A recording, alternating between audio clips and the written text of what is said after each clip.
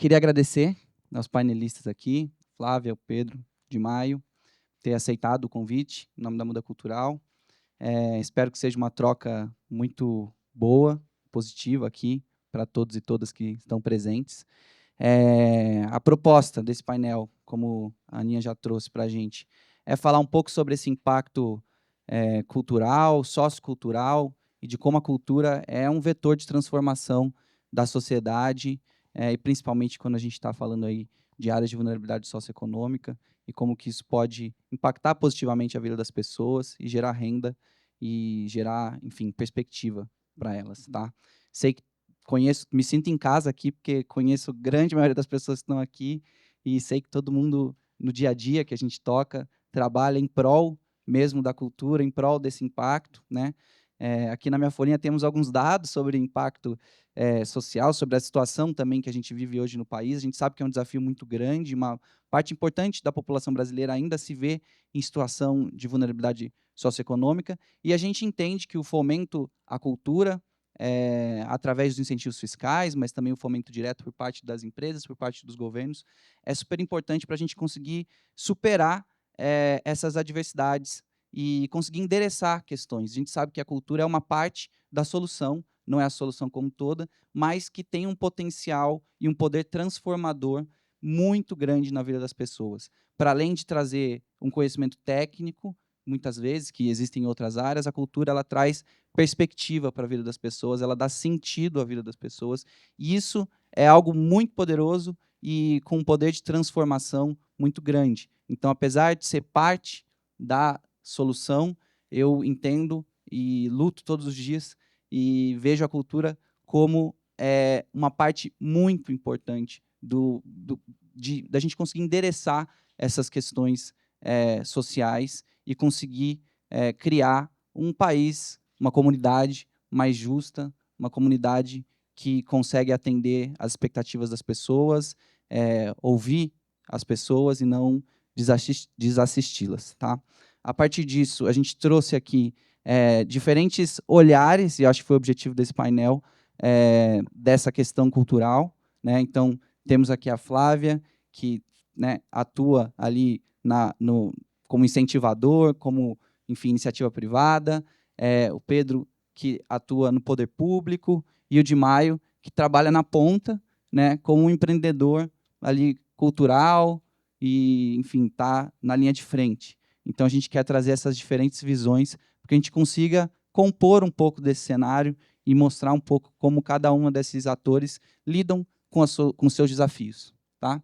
A partir disso, queria abrir aqui o nosso painel, pedindo para que vocês se apresentem, de repente, um breve tweet, X agora, né, mudou, mas enfim, sobre quem são vocês, né, que estão aqui hoje, e, enfim, queria começar aqui com a Flávia, se pudesse se apresentar para todo mundo aqui.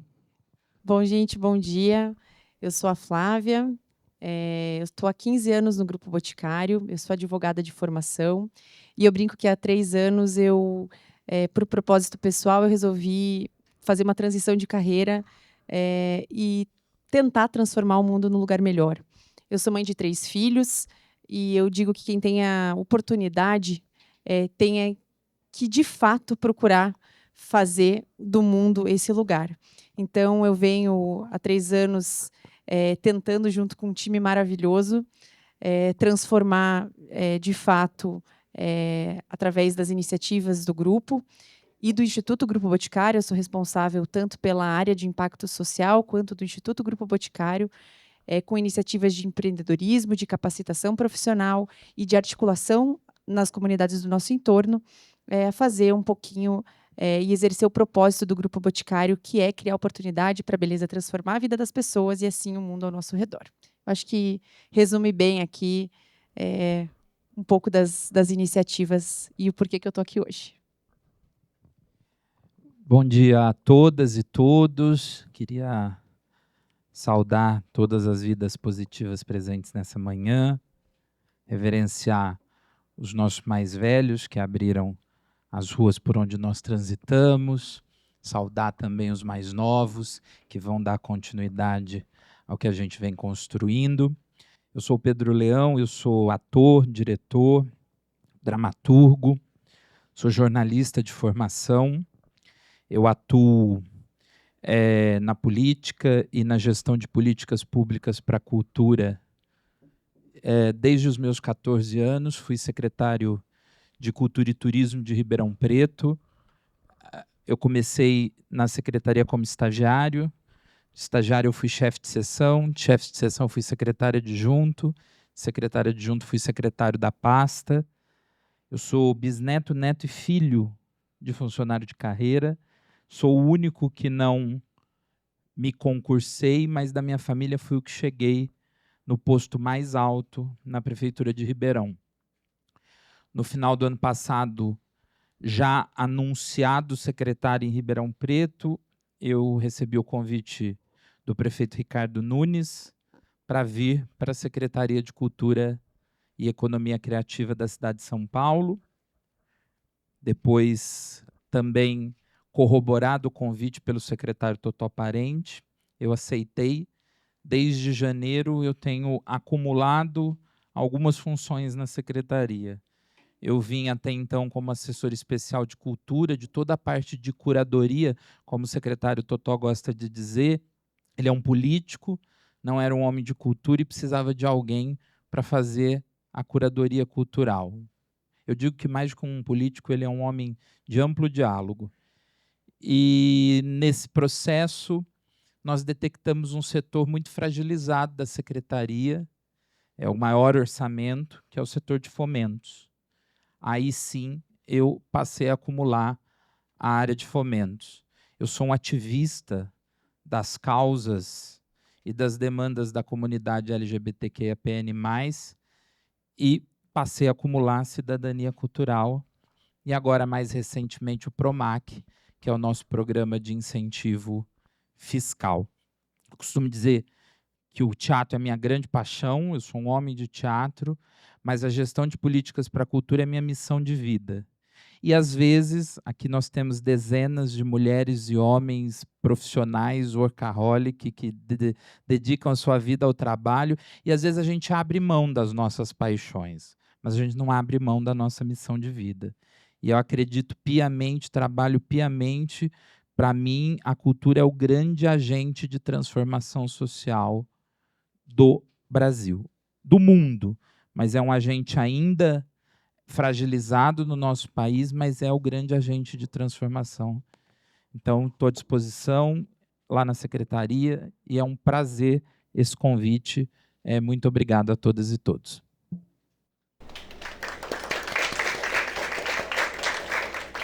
Bom dia. Eu venho trabalhando, né, na cultura há mais de 20 anos. Eu comecei aqui eu sou de São Paulo, então eu comecei com revistas de hip hop. Em 1999, juntei alguns amigos e a gente queria ter algo cultural que a gente se identificasse nas periferias. A gente queria ter algo para a gente ler e que a gente estivesse lá. E aí, em 99, eu me juntei com alguns amigos e a gente conseguiu lançar a primeira revista de rap do Brasil. E aí ficamos 10 anos lançando revistas, programas de rádio e fez parte. E aí eu vi muito isso que eles estão falando da transformação social, né? Eu vivi muito isso na minha vida, o hip hop mudou minha vida e com isso eu vi o hip hop mudar a vida do país, né? De 99 a 2009 eu fiquei 24 horas por dia fazendo matérias de hip hop pelo Brasil e vi como que o hip hop tem e a cultura tem esse poder transformador, né, na vida das pessoas. Pegando toda essa bagagem de jornalismo, de cultura que eu acabei, né, somando com essa vivência do hip hop em 2009, né, com o mercado de banca de jornal cada vez mais complicado e a internet chegando, eu sempre quis fazer veículos muito mais populares, né? A revista era R$3 nessa época e tal. E era a época, né, que algumas pessoas que estão aqui vivemos, né, época que não tinha internet e era muito importante, né, a gente ocupar os espaços. E aí, em 2009, junto com o Gilberto de Menstein, a gente lançou o Catraca Livre, que também tinha essa proposta de juntar o que tinha de cultural. A gente via todo esse potencial cultural que tinha na cidade, muitas vezes por falta de informação, por falta de ter um lugar para a pessoa achar a programação do céu.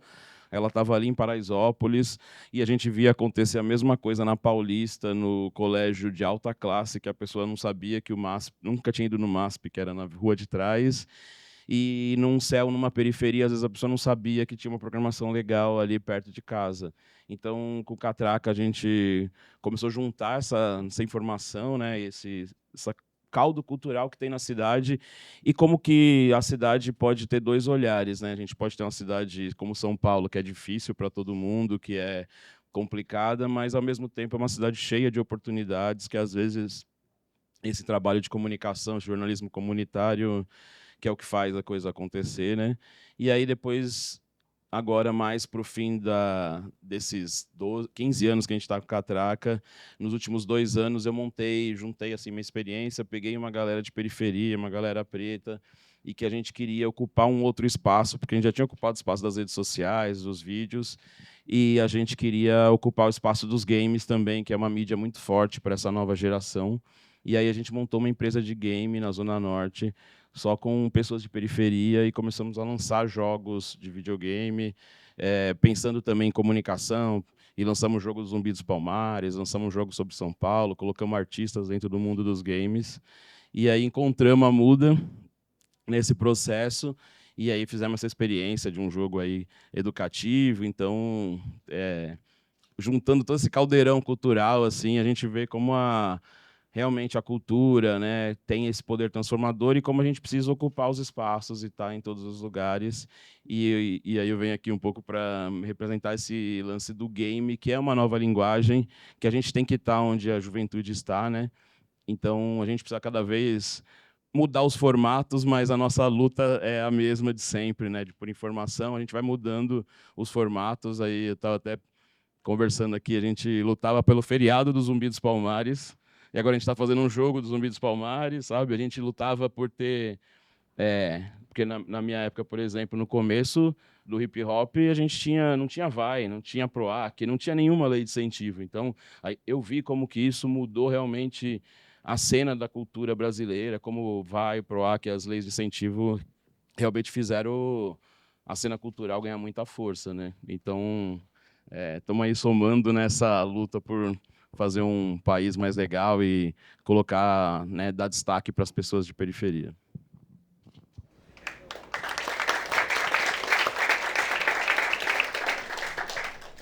Bom, obrigado aí pela apresentação. Vamos começar aqui com a rodada de perguntas. Prometo que nas perguntas eu vou evitar improvisar tanto.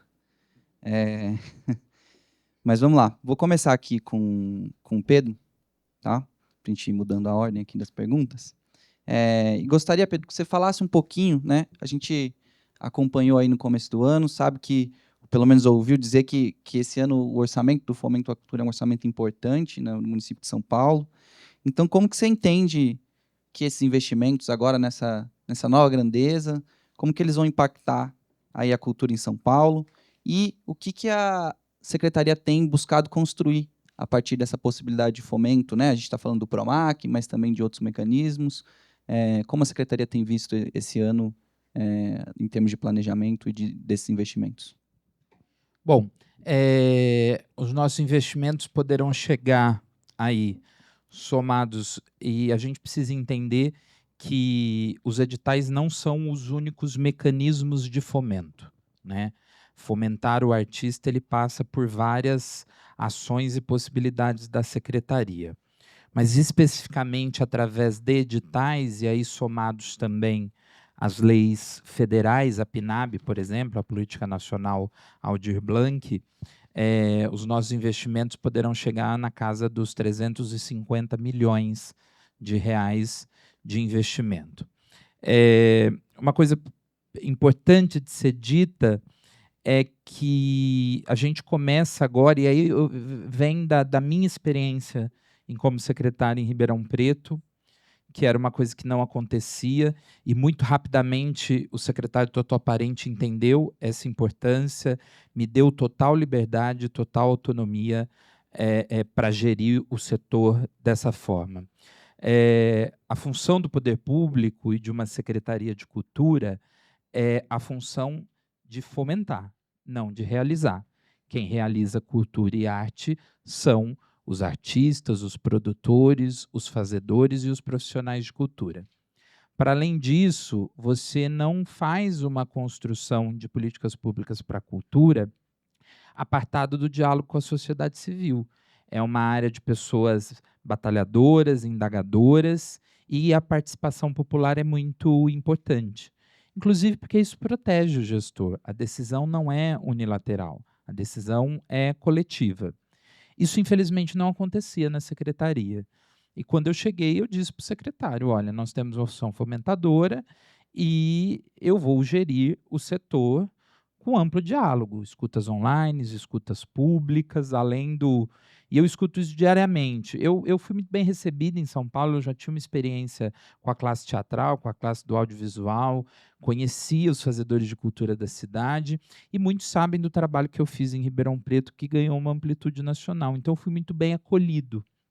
Mas isso também fez com que eu fosse muito procurado. Então, a gente tem uma demanda de atendimento, além de todos os fazeres, muito intensa. Mas a gente tornou o setor um setor de portas abertas. Eu digo que não precisa marcar horário, eu estou à disposição para receber, o meu WhatsApp é domínio público. Claro que a demanda é muito volumosa, a Lau está aqui, me assessora, e eu entendi que eu preciso ter alguém para me ajudar com a agenda, porque eu me perco um pouco. Mas... para além disso, então, a gente ampliou os canais de diálogo. Hoje, toda vez, há um processo quando eu vou lançar um edital. Esse edital ele é colocado numa escuta online, as pessoas leem, as pessoas participam. Depois a gente faz uma escuta presencial com cada segmento, onde discutimos melhorias. Quando o edital ele é lançado, e as pessoas são contempladas, a gente faz um diálogo com os contemplados, posteriormente também um diálogo de prestação de contas, então é um contato constante. Outra coisa que é importante que a gente está fazendo são as formações, né? Nós vamos ampliar o número de formações para escrita em editais públicos de projetos. E uma coisa que nós percebemos não basta a formação. A formação para um edital de games, para os profissionais de games, tem que ser feito por alguém de games que tem experiência em escrita de edital. E tem que ser feito no reduto de segurança daquele fazer. Então, agora a gente está vamos fazer junto com o setor de centros culturais e oficinas, e teatros, oficinas específicas, além do nosso edital da PNAB ter também uma formação específica nesse sentido. É um profissional de circo, experiente em formação e elaboração de editais, que vai dar a formação dentro da lona. É um profissional de culturas negras, com experiência em editais, que vai fazer a formação nos territórios de cultura de matriz africana e afro-brasileira. E assim por diante. Claro que nós estamos falando de 350 milhões e a gente detectou uma demanda. Nós mantivemos os valores, porque nós chegamos em janeiro com o orçamento já discutido. Nós herdamos esse orçamento da gestão passada. Mas herdamos um orçamento bem menor e, politicamente, o secretário conquistou essa ampliação aí nos valores todos. Mas a gente pegou um setor um pouco fragilizado, no sentido contábil, administrativo, jurídico. Então, nós não lançamos novas faixas de edital, porque nós temos um planejamento para 3 anos de regularizar o setor de fomentos, de padronizar os editais, de digitalizar e mecanizar as plataformas de cadastro. A Prefeitura de São Paulo, a Secretaria de Cultura de São Paulo, é o maior orçamento de cultura do Hemisfério Sul. Perdemos só para o Ministério. Nosso orçamento é maior do que o da Secretaria de Estado. Nós temos mais equipamentos que a Secretaria de Estado. Mas é um orçamento grande, uma secretaria grande, que, por exemplo, ainda recebia os seus projetos por e-mail. Uma forma que fragilizava os profissionais, uma forma que não trazia seguridade. Hoje nós temos uma plataforma contratada, que já está sendo implantada, que vai passar por uma consulta pública onde a sociedade civil vai poder trazer as contribuições dela, porque depois da plataforma implantada, a gente passa a pensar também em acessibilidade e democratização. A gente precisa incluir a todos, e a gente precisa incluir aqueles que não sabem menos, só sabem diferente, que são as culturas mais populares, por exemplo. E então a gente está neste processo organizacional. Quando eu falo de padronização de editais, não é padronização do fazer cultural, é padronização do processo administrativo, contábil, financeiro e jurídico. É a padronização do fazer, mas respeitando cada emanação cultural. É um processo longo, é um processo difícil. A cidade de São Paulo, por exemplo, a União e o Estado já paga todos os seus editais em parcela única. Eu tenho editais que são pagos em 3 parcelas, para vocês entenderem um pouco do processo. Quando eu pago um edital em 3 parcelas, eu tenho 3 processos administrativos. Olha o tempo que isso toma e o gasto que isso traz para o poder público. Tudo fica mais caro. Mas eu não consigo simplesmente dizer, a partir de agora eu vou pagar em parcela única, porque eu tenho um orçamento escalonado. Então, a gente tem que reorganizar o orçamento da secretaria. Muitos desses editais são protegidos por lei. Hoje, os fazedores de cultura estão desesperados, porque alguns a gente vai conseguir organizar, outros não, porque a lei diz que tem que ser pago em 2 parcelas, em 3 parcelas. Aí a gente tem uma questão política, legislativa, uma discussão. Eu venho de Ribeirão Preto, quando eu queria fazer um projeto de lei, eu pegava o projeto, punha embaixo do braço, ia no secretário da Casa Civil, falava com o prefeito, em uma semana passava na Câmara, eu ia em todos os gabinetes de vereador, e em 10 dias o meu projeto estava aprovado. São Paulo tem outro processo. Aqui um projeto de lei demora 6 meses, 1 ano, né? Mas a gente está construindo esse trabalho. Eu vejo o setor de fomento organizado e executando o seu orçamento na totalidade. E aí eu estou dizendo em chegar em 400 milhões, em 450 milhões de fomento, em ter outras faixas de fomentos de linhas que ainda não são atendidas. E a gente tem um trabalho aí, no mínimo, pelos próximos 2 anos, para entregar um setor full para a cidade. Mas é pela primeira vez, senta-se nesse setor, e não sou só eu, vem de um trabalho do prefeito, outras secretarias, do secretário, outros setores, e da minha própria equipe de fomento, pela primeira vez, porque as pessoas iam para o fomento e queriam lançar outros fomentos. Então, a gente tinha uma bola de neve que só ia crescendo. Você não resolvia o problema, você só aumentava ele. Então, pela primeira vez, a gente deu um passo para trás e falou, não, eu vou organizar o que tem, para entregar o que tem na totalidade, e aí sim poder fomentar ainda mais outros fazeres culturais. Perfeito, Pedro. Obrigado. Ale, queria aproveitar aqui nessa esteira, que a gente está falando de fomento, de linhas de fomento, né?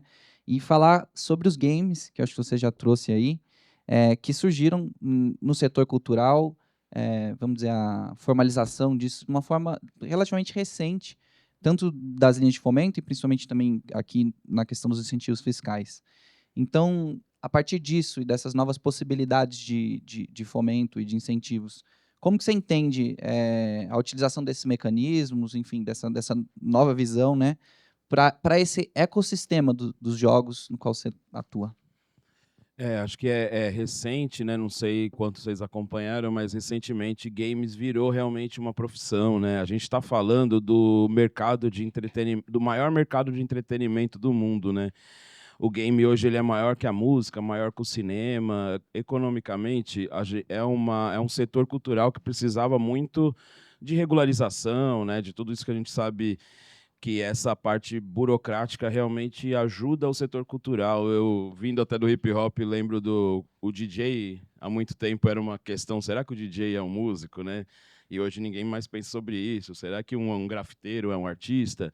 E o game estava um pouco nesse lugar. Será que o game é um jogo de azar? Entrava às vezes, né? A gente está falando de uma época de tigrinho, de muita coisa, de tributação, e aí se misturava, né, o game como um ativo cultural dos mais importantes que precisava de regularização, e agora teve. E a gente também está falando de de uma área cultural que hoje tem uma área do game que flerta com esportes, né? Então você tem, por exemplo, na França hoje toda a legislação francesa para esportes é a mesma para e-sports. Então, o cara que é um atleta para a Olimpíada e um cara que joga game estão chegando no mesmo espaço. Sim, a gente é uma nova modalidade de esporte e ela mescla também com cultura, né? Então, a gente está falando que game é consumo de cultura, é consumo de música, é consumo de história, é consumo de argumento, é consumo de arte visual e estar legalizado, conseguir participar das leis de incentivo é muito importante para esse setor, né? Tipo, a gente fez um projeto que, né, a rapaziada que trabalha comigo, às vezes assim, a gente fica, nossa, eles ficam agradecendo um pouco, pô, era um sonho nosso ter grana para poder trabalhar para um projeto que é para o Brasil, para a gente fazer um game no Grajaú que ensina as pessoas a fazer gestão financeira, educação cultural, porque é uma indústria que, como ela é muito grande e não tem um desenvolvimento aqui nacional, quando você quer participar dela, você vai fazer, né? Você vai participar de um game gringo, você não vai conseguir todo esse, né, trabalhar o game como uma cultura brasileira, a gente colocar a nossa história, a gente colocar o que a gente tem para oferecer. E aí, quando a gente vai fomentando isso, a gente vai vendo como é incrível, né? Porque a gente tendo um pouco de incentivo, a gente pegou um dos cases nossos aí desse projeto, a gente pegou uma galera do Jardim Peri, que é extremo da Zona Norte.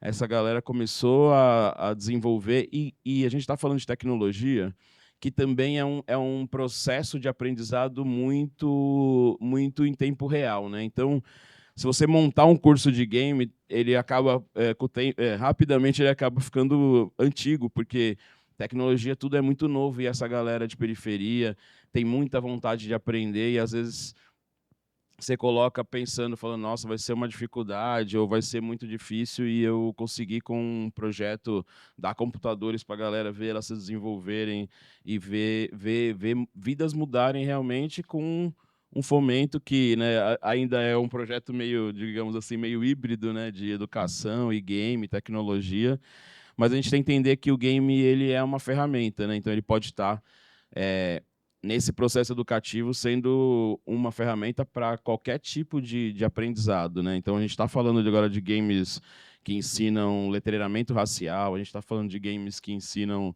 sobre educação financeira. A gente vai lançar um game que fala sobre empreendedorismo. Então, é muito importante leis que fomentem esse mercado, que é o mercado que a gente precisa se apropriar, desenvolver no Brasil e se apropriar dele tanto no sentido técnico, mas também no sentido cultural, né?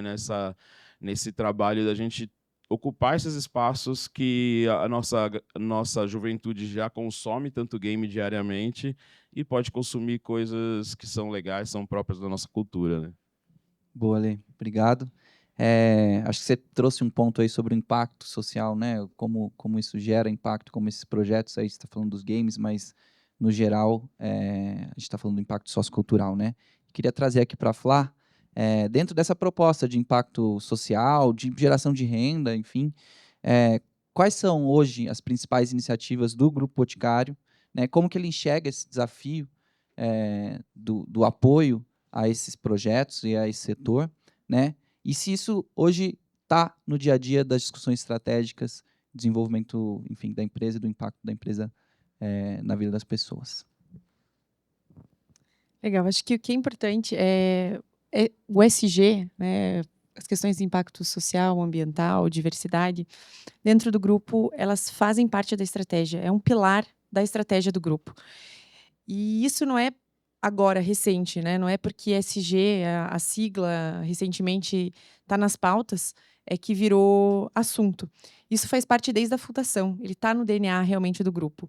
A gente tem a Fundação Grupo Boticário, que esse ano faz 35 anos, a gente tem o Instituto Grupo Boticário, que ele fez no ano passado 20 anos, então é algo genuíno. Então, quando a gente pensa em ESG ou qualquer iniciativa de impacto socioambiental, eu acho que é um pouco sobre isso, né? De perfazer os negócios e estar nas discussões e do que realmente traz a diferença.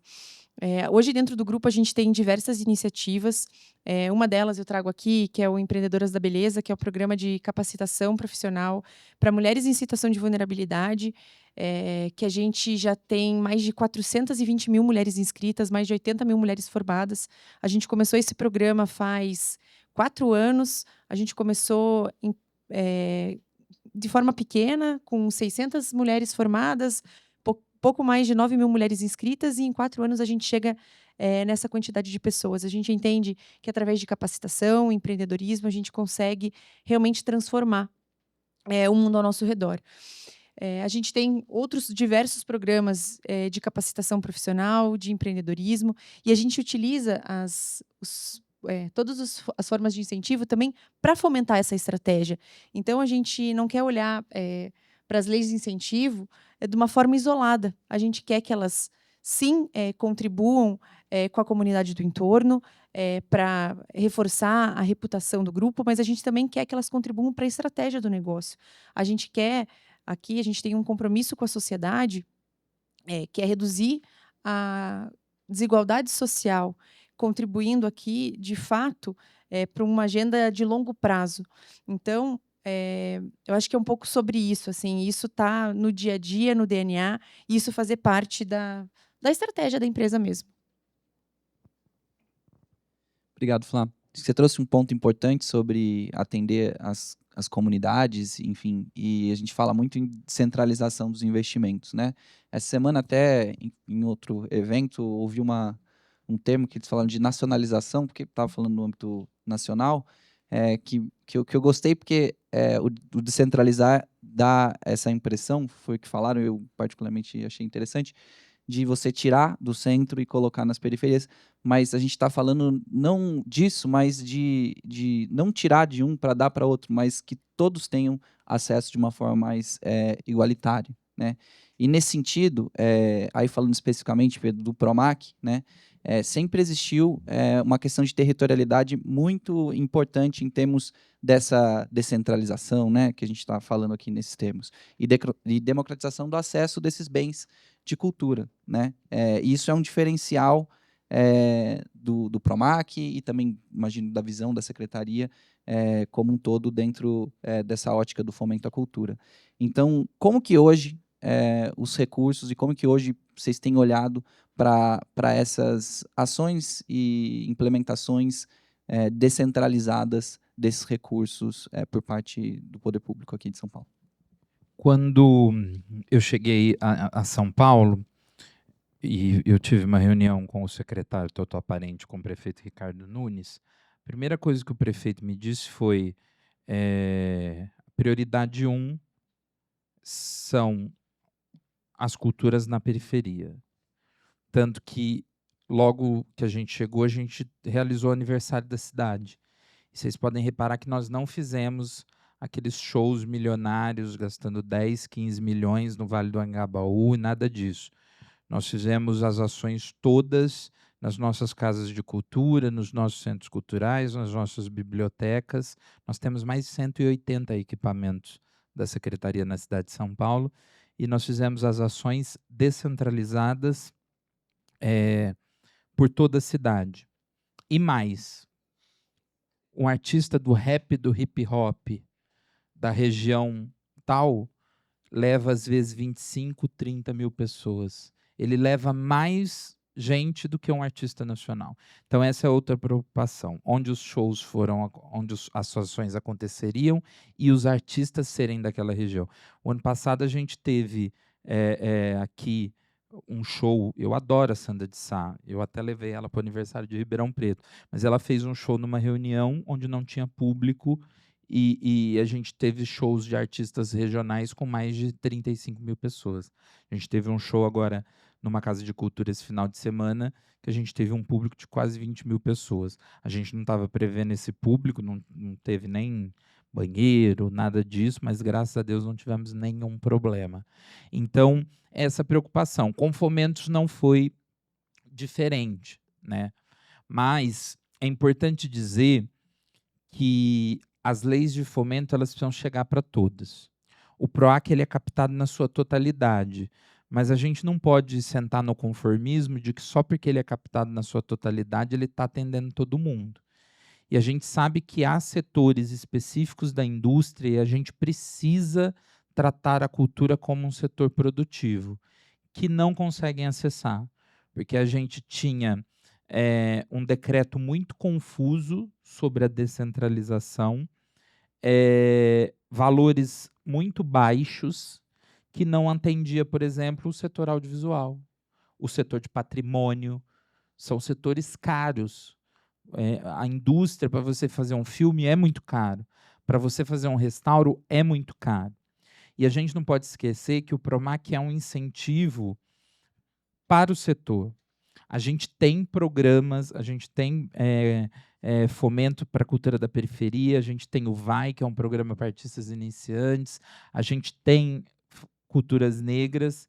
Então, a gente também teve um entendimento que o PROMAC precisa estar nessas regiões, ele precisa atender, mas a gente não pode esquecer que há áreas no centro da cidade de altíssima vulnerabilidade. E essas áreas não conseguiam acessar o PROMAC porque o recorte estava errado. Então, uma coisa que nós fizemos imediatamente foi a captação, era de no mínimo 500 mil. O que você faz com 500 mil num projeto cultural? Então, nós levamos para 1 milhão agora.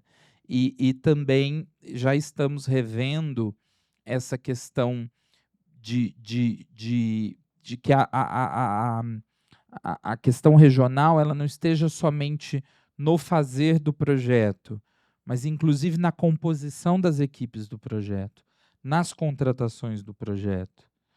Que contrate-se mulheres, PCDs, pessoas pretas, a comunidade transexual. Então, isso é a nossa preocupação, porque um filme grande, uma grande produção, um grande projeto de restauro, ele não necessariamente precisa ser executado em tal região, mas ele pode ter uma contrapartida para aquela região e pode ter profissionais contratados na sua equipe de todas as cotas e também de regiões periféricas. Então, a gente está repensando, inclusive, para poder ampliar o programa, que nesse ano, pela primeira vez, a gente sempre teve um orçamento do PROMAC de 30 milhões, mas ele nunca chegava em 30, havia um descongelamento de 20, 22. Esse ano nós vamos lançar o programa na integralidade, com os 30 milhões, pensando já para 2026 em ampliar o valor do investimento. Ótimo. Obrigado. E, Flá, agora trazendo para você aqui um pouco, acho que o Pedro trouxe essa visão do poder público e dos incentivos fiscais aqui, no caso municipal, mas a gente tem essa relação dentro do incentivo fiscal entre o poder público e a iniciativa privada, e os produtores, enfim, mas que a gente está falando dessa relação poder público e iniciativa privada. E imagino que existam alguns gargalos e alguns desafios também por parte da iniciativa privada de como se adequar às regulamentações e aos prazos, muitas vezes, do poder público, né? Então, como que você entende, assim, que precisa desse avanço, ou como que a iniciativa privada, como que o Boticário tem olhado para avanços necessários ou para formas de diálogo com o poder público nesse sentido, para que a gente amplie, né, os incentivos fiscais e que eles se tornem cada vez mais centrais dentro do desenvolvimento estratégico de apoio às comunidades aí da iniciativa privada. No grupo, a gente deixou de tratar os recursos incentivados como uma forma simplesmente de otimização tributária. A gente realmente trata esses recursos como uma forma de investimento, como uma forma estratégica de atuar na comunidade, de trazer impacto social positivo.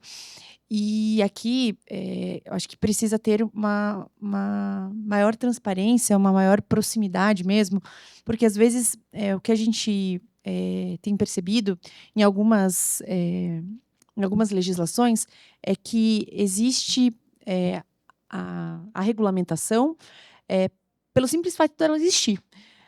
Mas não existe uma vontade genuína, talvez, do poder público de que se execute essa legislação. Então, às vezes, falta um pouco de transparência, às vezes, falta um pouco de previsibilidade.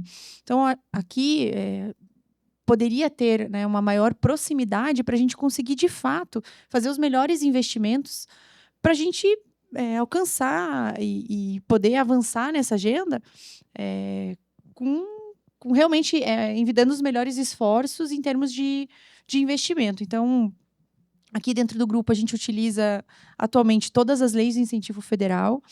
A gente sabe dos desafios que existem para utilizar 100% dos recursos. A gente, felizmente, nos últimos anos, a gente tem conseguido utilizar 100% dos recursos. A gente faz um trabalho excelente, com um planejamento anual, pensando em toda a estratégia que a gente tem com as legislações, dentro das nossas comunidades. Então, todos os recursos são investidos nas nossas comunidades do entorno, pensando nos nossos eixos de atuação, voltados para empreendedorismo e capacitação profissional. Então, a gente sempre tenta elencar as legislações com esses eixos de atuação.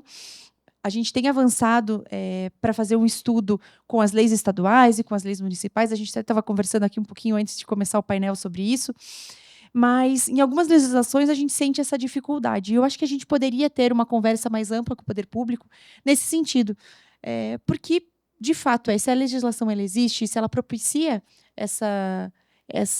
esse investimento, por que não utilizá-la em sua totalidade? Por que não investir em prol, né, das pessoas em vulnerabilidade, para que, de fato, a gente consiga potencializar todo o impacto que a gente pode ter? Acho que um bom resumo, acho que seria isso. Boa, obrigado, Flá. E agora trazendo para o Ale, jogando de volta aqui, para a gente falando de impacto, enfim. Ale, seu trabalho, ele, como você trouxe, ele se desenvolveu e começou e ainda atua muito forte nas periferias, né? E a gente desenvolveu um projeto ano passado, acho que alguns parceiros estão até aqui que nos ajudaram a viabilizar o projeto, que é o Econoart, né? Que é um projeto que foi executado aí via a Lei Federal de Incentivo à Cultura, a famosa Lei Rouanet, e é um projeto que queria trazer essa possibilidade de trabalhar a educação financeira a partir desse olhar da gestão de cultura para o público infanto-juvenil, e dentro disso a gente desenvolveu o jogo Real Fest, né? Que é um jogo, enfim, que traz um pouco dessa temática, que o desafio era engajar esses jovens para que eles, enfim, participassem das oficinas, né? E como você entende, então, que essas iniciativas, e não só, eu estou falando aqui do Econorte, porque é um projeto que a gente tem junto, mas outras iniciativas como essa, como que elas somam, né, dentro dessa visão da periferia, e qual a importância, né, de mecanismos e de propostas como essa na ponta da cadeia ali, junto com os jovens e na periferia mesmo? Eu acho que a gente ficou... Um dos grandes desafios, né, quando a gente fala de educação ou de projetos de formação, é manter o engajamento, né? Eu trabalho há muitos anos, dei aula há 5 anos em Heliópolis, faço projetos aqui em São Paulo e no Rio de Janeiro. Acabei de fazer um projeto de formação lá num morro no Rio de Janeiro, no Morro da Providência. E assim, a gente vê que uma das maiores dificuldades hoje com o jovem é você manter ele engajado num formato bacana, né, em algo que faça sentido para ele. E o game, ele acho que cumpre muito esse papel, né? A gente que vem assim da época, né, antes da internet, já fizemos muitas oficinas de todos os tipos, e o hip hop até apareceu muito, né, para muitos trabalhos sociais, como esse lugar que, pô, com arte você chama a atenção das pessoas e aí elas se engajam. E eu acho que o game ele acaba sendo mais uma técnica ali, mais uma plataforma que você consegue engajar as pessoas, consegue engajar uma molecada. E o game, por si só, ele já nasce a natureza dele é do aprendizado, né? Você vai jogar um game, você rapidamente aprende algo. Então, ele tem uma natureza de educacional muito forte. Então, quando você começa a usar o game e a importância de conseguir desenvolver projetos como esse, tem muito a ver da gente se empoderar dessa nova formato de didática de ensino, né? Então, a educação, por si só, precisa de muitas novas ferramentas, e o game é esse lugar de experimentação. A gente fez um jogo que a gente conseguiu, né, no mundo dos games, usar uma nova linguagem de programação, e não é todo dia que surge uma nova linguagem de programação, e a gente hoje está falando num mundo, né, que é guiado por algoritmos e é guiado por por essas interações, e a gente precisa dominar esses espaços. Então, A gente fez um game que junta a linguagem de programação, a gente, como a Flávia estava falando, a gente pegou e, assim, de vez a gente contratar profissionais do exterior, contratar profissionais do mercado para fazer o game, a gente contratou eles para ensinar a nossa galera a fazer. E aí essa própria galera já está fazendo vários outros projetos, fazendo projetos de iniciativa própria, fazendo outros projetos. Então, às vezes né, assim, a ponta recebe o trabalho, e isso a gente viu uma galera de periferia que tem muita dificuldade, às vezes, de se engajar nas aulas, super engajado. Quando eles souberam que era um game, eles participaram da construção do game, eles sabiam que cada missão dentro do game ia usar o conhecimento que foi ensinado na aula. Isso virou um grande incentivo, né? Então, às vezes, o game como prova, o que a gente conseguiu também chegar num lugar que, assim, o game, às vezes, ele não tem que substituir o presencial, mas ele pode ser um grande incentivo como uma prova, como algo que você depois consolida o que você aprendeu. Então, essas experiências vão mostrando que, tipo assim, a gente tem um caminho grande, né, no mundo dos games para desenvolver, mas a gente cada projeto desse forma uma célula que já, né, desenvolve para outras células. Eu estou vendo um dos meninos que fez o projeto, né, ele estava já ensinando uma outra galera. A gente está fazendo agora com a Prefeitura do Rio de Janeiro um projeto com games, e aí a gente está indo para lá ensinar, e aí é um menino que aprendeu nesse projeto, e aí ele saiu da Samsung, que ele mexia com o celular e estava super assim, triste com isso. O sonho dele era trabalhar com games. Então, às vezes você chega na ponta, né, com uma solução que é legal e que as pessoas se empolgaram para jogar, e pai e filho se envolveu, foi muito legal de ver.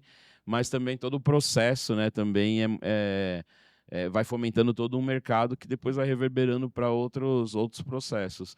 O EconoArt, quando a gente foi essa primeira experiência, porque a gente está falando uma linguagem de programação que foi lançado o ano passado, a gente recebeu, assim, né, a própria Epic Games, a gente recebeu várias congratulações, assim, do que a gente fez com uma linguagem nova de programação. Então, essa ponta de tecnologia que acho que vai chegando, né, a gente chega à informação, mas também o processo que ela tem hoje modificado, né, que nem você falou, assim, os editais eles podem ser importantes para quem recebe na ponta, mas também todo o processo de contratação de profissional é muito importante fazer parte dos editais, porque às vezes o edital é a primeira experiência que muitas pessoas têm com cultura, né, com o fazer cultural, com cultura como um projeto que vai depois ser a vida daquelas pessoas. E acho que, pô, o EconoArt mostra, né, saiu matéria na IGN, saiu matéria nas revistas de games, saiu matéria em outros lugares, vai sair uma matéria agora na revista de educação, como esse case que junta educação, junta tecnologia, e, assim, espero inspirar outros projetos. Já está inspirando, então a gente já está fazendo outras coisas, assim, está sendo uma experiência rica e, assim, inovadora mesmo. Pô, Ale, esse ano tem mais. Bom, gente, é para a gente também conseguir respeitar o tempo aqui. Até tinha outras questões, mas, enfim, a gente vai ter uns 20 minutinhos aqui. O pessoal saindo também podem trazer perguntas aqui para os nossos painelistas. Dá um tempinho para a gente conversar antes do último painel. Então, queria encerrar aqui, mas antes desse encerramento, deixar um espaço para vocês trazerem uma mensagem, contar um pouquinho aí do que vocês têm para o ano e fazer uma despedida aqui desse painel para todo mundo que está aqui assistindo, tá? Começar aqui com a Flá. Gente, uma curiosidade só do Ali. O Ali fez a abertura através do Catraca Livre, num programa que a gente lançou agora, que se chama Desenvolve. Ele está na 5ª edição. O Desenvolve é um programa para inclusão de tecnologia, para democratização de tecnologia. A gente tem essa preocupação dentro do grupo de reduzir a lacuna de gênero e de raça dentro do mundo de tecnologia. Então, eu comentei com vocês que é uma das preocupações a gente tem como objetivo a capacitação profissional e o empreendedorismo, e dentro desse espectro aqui, a gente tem um programa que se chama Desenvolve, e o Ali lançou em primeira mão no Catraca Livre. A gente tem as inscrições até o dia 14 de abril. Então, a gente está super empolgado, porque até o ano passado a gente tinha 1.000 vagas disponíveis, e esse ano a gente passa a ter um programa com 21.000 vagas disponíveis, aqui ampliando de uma forma com uma escala muito maior, criando mais oportunidades, indo de encontro ao nosso propósito para realmente transformar a vida das pessoas, dos jovens. A gente tem aqui uma jornada com acessibilidade para poder incluir também pessoas com deficiência, e o objetivo aqui é realmente poder democratizar a tecnologia. Então, aqui só uma curiosidade, que quando eu vi ali, não tinha tido a oportunidade de conversar com a Ali ali fora, então trazendo aqui como a gente acaba se integrando e podendo trocar experiências aqui também, tá bom?